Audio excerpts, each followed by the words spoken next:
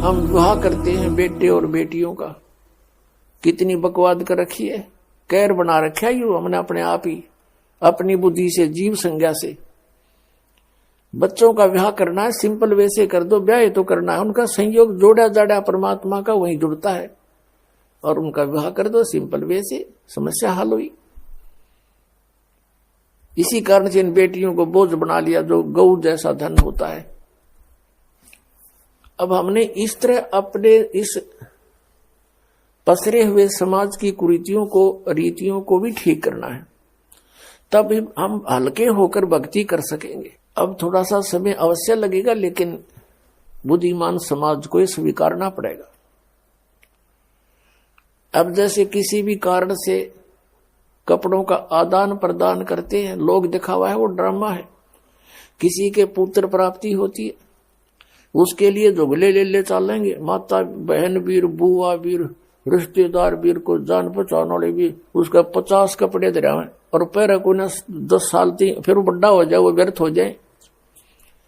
What is use? तो इस तरह की जो बातें हैं, जो परंपरा पड़ी हुई है, उसको भी हमने सेट करना होगा, और तभी हम सुखी होंगे। कोई त्योहार मनाते हैं, उसके ऊपर बहन को देकर आते हैं 100-200 रुपए का, और किराया ला देते हैं 400 रुपए। अब उस बहन को क्या उन 200 रुपए के आइटम आप लेकर गए, वो वहां उपलब्ध नहीं थे? और बहन जब इस मार्ग से परिचित होगी, वो बिल्कुल ग्रहण नहीं करेगी आपसे कुछ भी, क्योंकि वो उसके ऊपर भार बनता चला जाएगा, और फिर एक संस्कार बनता चला जाएगा। ये संस्कार हमें फिर यही पटक देता उठा करके। अब प्रसंग चल रहा है कि तन धर सुखिया कोई नहीं देखा, और जो देखा सो दुखिया हो। उदय अस्त की बात करे, मैंने सबका किया विवेका हो। कहते हैं घाटे बाद सब जग दुखिया, क्या गृहस्थी बैरागी हो। गृहस्थी तो लाभ हानि में वही दुखी, क्योंकि लाभ हो गया तो फिर वो सोच चिंता उसको, इसको कहाँ लगाऊं। लाभ हो गया जैसे 20,000 रुपए का, और आगे काम करना चाहता है, वो 1 लाख में शुरू होगा। 80,000 रुपए कर्जा ले लिया, काम ठीक चला नहीं, सरदर्द हो गया, उस लाभ से फिर हानि होगी। वो चिंता, लाभ हुआ जब चिंता, किसको कहां सेट करूं, हानि तो आपे चिंता का विषय है। घाटे बाद यानी हानि लाभ से सब जग दुखिया, के गृहस्थी बैरागी हो। जैसे घर त्याग कर जंगल में जा बैठा, वन में बैराग ले लिया, और वहां जाके क्या होगा, जाते ही भूख लगेगी। सर्दी है तो सर्दी दुखी करेगी, वर्षा आएगी, वर्षा, ओले आगे ओले टाट में लगेंगे। फिर उसके लिए उसने वहां सारा सांग जोड़ना पड़ेगा, कोई झोपड़ी भी डाल लेगा या कोई गुफा बनावेगा। भूख लगी रोटी मांगने के लिए गांव में आवेगा, बता सारा सांग जो का, तो फिर क्या फायदा वहां जाने का। परमात्मा कहते हैं डेरे डंडे खुश रहो, और खुश रह लेनी मोक्ष। द्रुपर लाद पार हो गए, फिर डेरे में के दोष। और जो जंगल में चले जाते हैं वन में, वो केवल मात्र ड्रामा कर रहे हैं, क्योंकि उनकी साधना शास्त्र विरुद्ध है, उनको ज्ञान नहीं। और उनकी देखकर उस ऊट पटांग सी साधना को, रहने के करने को, हम उससे प्रभावित होकर के मान लेते हैं कि तो बड़ा महान आत्मा है।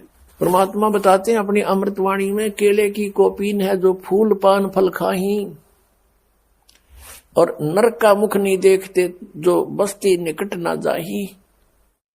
वो जंगल के रोज हैं, और मनुष्यों बिद के जाही, निस्दिन फिर उजाड़ में भगवान मिले नाही। एक व्यक्ति बता रहा था कि मैं इधर चला गया ऋषिकेश साइड में, वहां कुछ व्यक्ति बैठे थे, 30-40 वर्ष पहले की बात है। और उनसे मैंने पूछा आप कैसे वहां बैठे हो। उन्होंने बताया कि इस जंगल में एक बहुत बड़ा महात्मा रहता है, नीवस्त्र रहता है, और केवल केले के पत्तों से अपने गुप्तांग को ढक के रखता है, और वो कभी कभी बाहर को निकलता है, जिसको दर्शन हो जाए उसका बेड़ा पार हो जाता है। हम देख रहे हैं कि शायद आ जावे। तो उनमें से एक कह रहा था कि एक दिन मैं ऐसे ऐसे यहां बैठा था, अचानक वो निकल आए, और मुझे देखते ही एकदम वापस फिर गए और भाग कर बहुत गहरे जंगल में चले गए। दर्शन हो जाते तो बीड़ा पार हो जाता। और कहते हैं वो कहीं मांगने नहीं आता, वही फल पत्ते फूल वगैरह खा करके रहता है। इसके विषय में सूक्ष्म वेद के अंदर परमेश्वर ने कहा, कबीर सच्चिदानंद घन ब्रह्म की वाणी में, कि केले की कोपीन है, यानी लंगोट बना रखा केले के पत्ते का, और फूल पान फल खाही, फूल फल पत्ते खा के गुजारा कर रहे हैं, और नर का मुख नहीं देखते, वो आदमियों के निकट नहीं आता, नर का मुख नहीं देखते, और बस्ती निकट न जाही, वो जंगल के रोज हैं, नील गाय जिसको कहते, भटकते फिर धक्के खाते अंडे जंगल में, घास फूस खावे, क्या उनको भगवान मिल जाएगा? वो जंगल के रोज हैं जो मनुष्यों बिद के जाई, आदमियों ने देख के बिद के डरे, लुक जा, छुप जा जंगल में जा करके, वो तो जंगली जानवर है, वो महात्मा नहीं है। और निस्तिन फिरो उजाड़ में न्यो परमात्मा पावे नाही, ऐसे बेशक से कहीं भटकते रहो इस जंगल में बियाबान में, ये विधि परमात्मा पाने की नहीं है।